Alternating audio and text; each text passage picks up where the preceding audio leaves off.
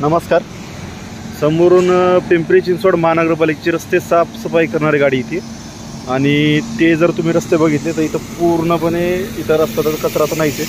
म्हणजे कचऱ्याचे जे डॉट्स आहेत पूर्णपणे खाली पडलेले आहेत आणि गाडी पूर्णपणे रस्ता उडवतच चाललेली आहे कचऱ्याचा आणि तो तुम्हाला दिसणारच नाही. फालतू थर्ड क्लास पैसा कसा वाया घालायचा या पालिकेच्या गाडीकडनं शिकलं पाहिजे.